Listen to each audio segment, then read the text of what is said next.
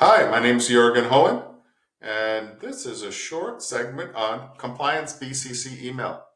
So I've been involved in a couple companies where they have a big dispute, like with this wasn't the customer, like British Petroleum, right?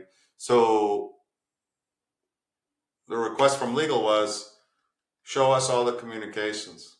Well, I don't have all the communications, but if you did, you could do a BCC email setup. It's super simple. Here's how to do it. One is you go to setup. A, do you see that? B, go to email studio.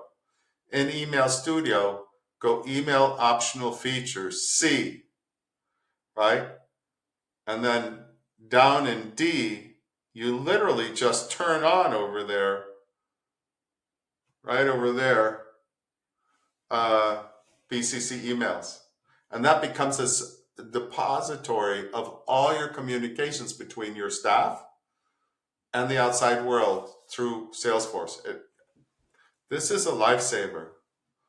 And then E, there's some export email allowed list, like to what emails, like legal at yourcompany.com is an allowed export list, right? So you white label this list, and that's it. And then here's where you do the compliance BCC email. You put it in and you enable it. That's it. Thanks for listening.